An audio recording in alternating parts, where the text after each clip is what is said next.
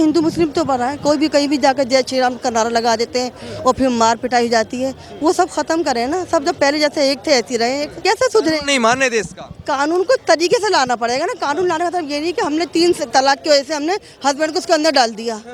या तो उस लेडीज को एक नौकरी दें या उनके लिए कोई उसका खर्चा उठाएं, कुछ तो करें ना। फिर मोदी जी और योगी जी दोनों का काम अच्छा है, वो है देश जब तक अच्छा रहेगा। राहुल गांधी से अच्छे प्रधानमंत्री भाई आप बन सकते हो, मैं बन सकता हूँ, ये बन सकते हैं, बट वो नहीं बन सकते कभी। वो नहीं बन सकते। और कुछ नहीं मिले तो मोदी हटाओ। अगर मोदी हट जाएगा तो ये कहाँ जाएंगे पता है आपको? इनका अता पता भी नहीं मिलेंगे, ये 100 मिलेंगे कि हाथ के चक्की का आटा खाएंगे। तो इसलिए कह रहे हैं कि भाई मोदी हटाओ।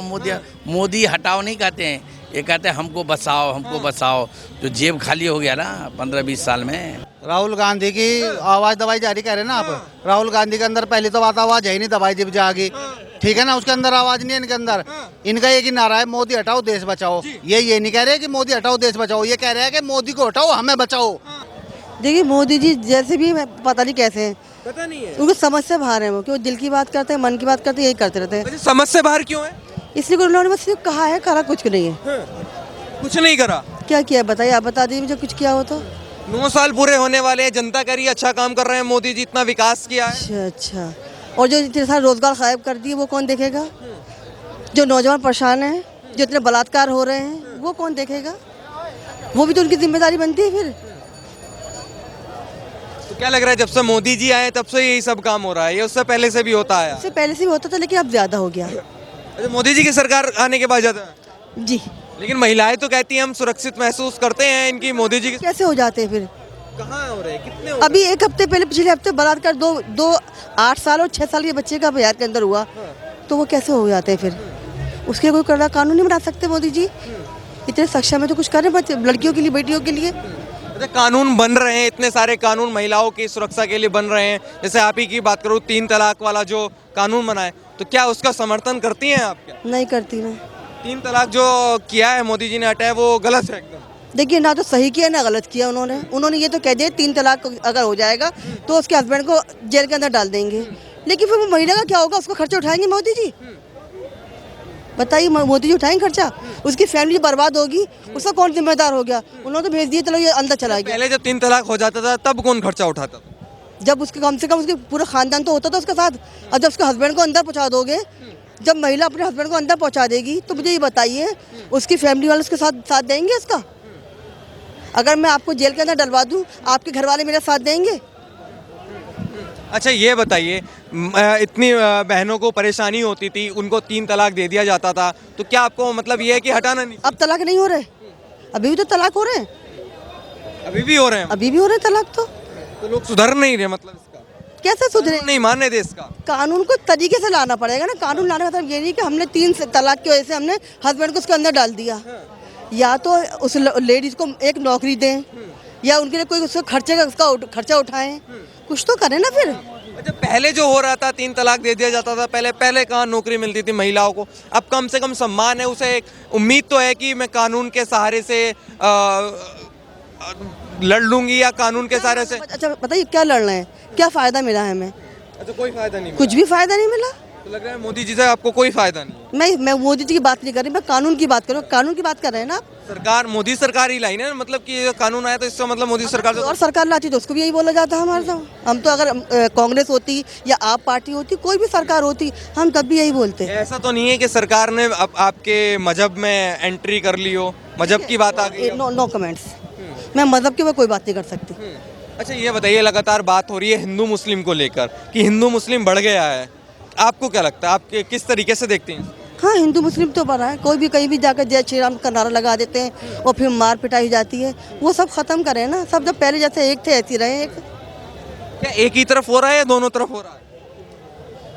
दोनों तरफ तो नहीं हो रहा है, एक तरफ ज़्यादा हो रहा है, लेकिन थोड़ा बहुत नहीं, एक तरफ ज़्यादा हो रहा है। एक तरफ ज़्यादा हो रहा है। जय श्री राम के नारे लगा के मार। अभी देखो 2 लोगों को जला के मार दिया, वो क्यों मारा गया था? किस आधार पर मारा है? शक के आधार पर।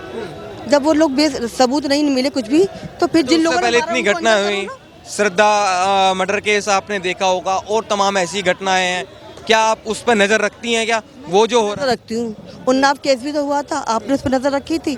उन्नाव केस पूरी परिवार को खत्म कर डाला, उसका कौन जिम्मेदार बना? क्योंकि बीजेपी का था वो, तो उसके लिए कोई कदम किसी ने नहीं उठाया, तो कहाँ सुरक्षित है? अभी हाथरस के अंदर उस लड़की को दलित थी, उसको जमानत कर दी, क्या कर दिया, तो कहाँ महिलाएं सुरक्षित हो रही हैं? बताइए, कोई सुरक्षित दिखाई दे रहा है आपको? कोई सुरक्षित नहीं है। अभी तो मुझे लगता है कि महिलाएं तो सुरक्षित नहीं लग रही। इतनी महिलाओं से हम लगातार बात करते हैं कि जितनी सुरक्षा हमें इस मोदी राज में मिली है उतनी नहीं है। और जब तक कड़े कानून नहीं बनाएंगे ना, तो कोई भी सुरक्षित नहीं है, चाहे वो महिलाएं हों या ये पुरुष हो, बच्चे हों, कुछ भी हो, कड़े कानून तो बनाने पड़ेंगे। कड़े कानून बनाने पड़ेंगे। अच्छा, आपसे बात कर लेता हूँ। अम्मा, महिला सुरक्षित है इस मोदी सरकार में या नहीं? अच्छे, एक नंबर है, सुरक्षित, एक नंबर सुरक्षित है मोदी के इसमें। महिला एकदम सुरक्षित है, एकदम सुरक्षित, एकदम सुरक्षित है, नंबर काम है। एक नंबर काम है। लेकिन कह रहे हैं मोदी जी ने परेशान कर रखा है, कोई एक नंबर काम नहीं है मोदी जी। वो गलत बात है, गलत, एकदम गलत बात है। मोदी जी और योगी जी दोनों का काम अच्छा है, वो है देश जब तक अच्छा रहेगा। 70 साल में क्या किया इन्होंने? कुछ नहीं किया। जब मोदी ने 8 साल में करके दिखाया और करेगा वो। राहुल गांधी की आवाज दबाई जा रही कह रहे हैं ना आप। राहुल गांधी के अंदर पहली तो बात आवाज है ही नहीं, दबाई जब जाएगी, ठीक है ना, उसके अंदर आवाज नहीं है इनके अंदर। इनका एक ही नारा है, मोदी हटाओ देश बचाओ। ये नहीं कह रहे कि मोदी हटाओ देश बचाओ, ये कह रहे हैं कि मोदी को हटाओ हमें बचाओ। हाँ, इनको खतरा, मोदी को देश से खतरा नहीं, देश को खतरा नहीं है मोदी को। हाँ, इनको खतरा है, ये नारा इनका ये सही है, ये सही कह रहे, जनता को जागरूक कर रहे कि मोदी जी को हटाओ और हमको बचाओ। देश तो मोदी से सुरक्षित है, मोदी से देश सुरक्षित, देश को सुरक्षित है। किसी को देश को कोई दिक्कत नहीं है। खतरा तो देश वालों को बनना है इंडिया से। हमें कोई खतरा नहीं है, ना कोई दिक्कत है। 2024 में मोदी जी आएंगे, ना कोई रोक सकता ना रोकते, और इनके अंदर कोई आवाज नहीं है। ये सब जेल में जाएंगे, ये सब जेल में, ये सब जेल में जाएंगे। यही तो लोकतंत्र खतरे में आ चुका है, विपक्ष के नेताओं को जेल में डाल रहे हैं। जो भ्रष्टाचार करेगा, जो चोरी करेगा, वो जेल में जाएगा।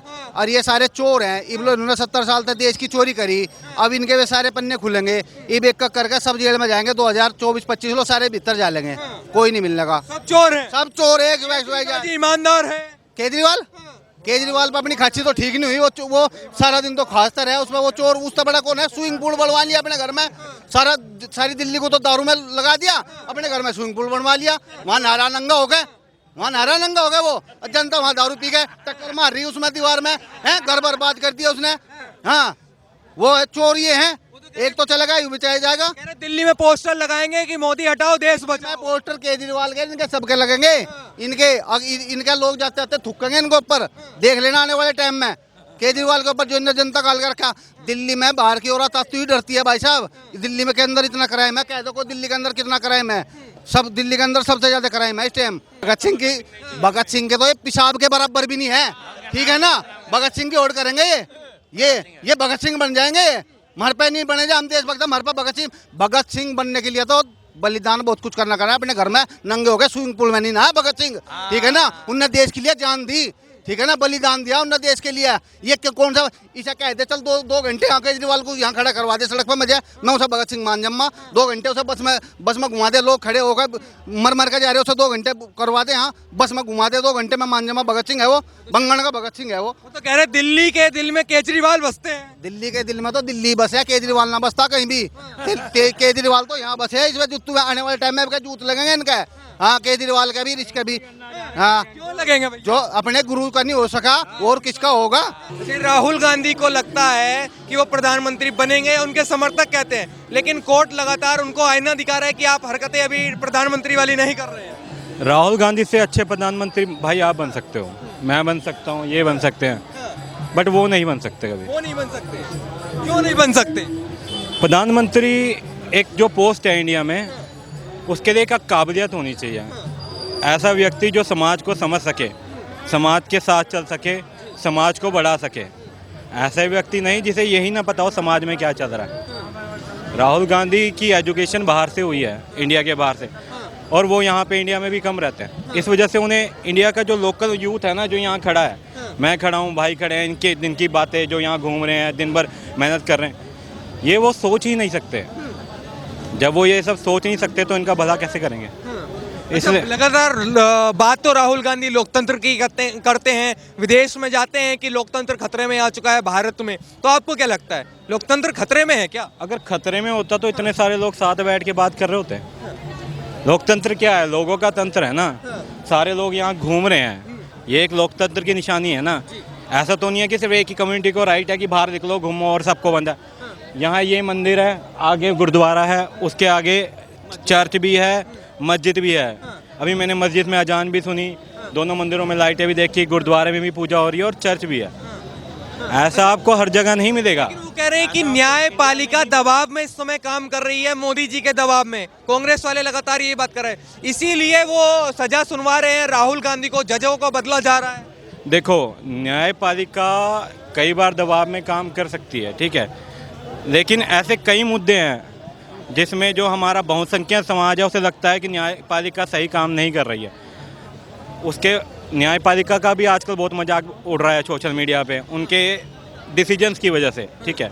वो चीज़ चेंज करने की ज़रूरत है, न्यायपालिका को प्रॉपर तरीके से चेंज करने की ज़रूरत है। जो 70 साल पहले बनाई गई चीज़ वो आज नहीं चलेगी। अगर आप बिल्डिंग भी 70 साल पहले बनाओगे तो वो आज नहीं टिकेगी। तो न्यायपालिका में चेंज होना ज़रूरी है, ठीक है। लेकिन पॉलिटिक्स की जो बातें न्यायपालिका में बोली जाना, वो तो हर दूसरी पार्टी एक दूसरे पे आरोप लगाएगी। आप बताइए सर, क्या नाम हो गया आपका? राजकिशोर से। तो ये बताइए, कह रहे हैं कि न्यायपालिका इस समय दबाव में काम कर रही है, राहुल गांधी की आवाज को दबाया जा रहा है, उनको सजा सुनवाई जा रही है। आपको क्या लगता है? इस तरह के हम लोग को तो नहीं लगता है कि देखिए, मान लीजिए हम आप किसी के दबाव में आ सकते हैं, लेकिन न्यायपालिका जो है ना वो किसी के दबाव में नहीं है। वो तो पेपर देख के जो आपका प्रूफ होगा, जो एविडेंस होगा, उसके आधार पर वो फैसला करती है, ठीक है ना। तो न्यायपालिका की वो तो विपक्ष का, हम हार गए तो हमारे मतलब न्यायपालिका सही काम नहीं करे, हम जीत गए तो न्यायपालिका बहुत अच्छी काम कर रही है। तो ये गलत बात है। न्यायपालिका में कोई ये नहीं है, न्यायपालिका तो प्रूफ देकर अपना वो काम करती है। वो तो कह रहे हैं कि राहुल गांधी की आवाज को दबा नहीं सकती है मोदी सरकार। नहीं, कहाँ किसी, यही तो लोकतंत्र है। कहाँ किसी को आवाज़ दबा, अगर आवाज़ दबाती तो सांसद बनते, नहीं बनते ना। तो आवाज़ किसी की नहीं कोई दबा रहा। जहाँ जो जैसे गलत हम करेंगे तो उसका गलत परिणाम मिलेगा, सही करेंगे तो उसका सही परिणाम मिलेगा।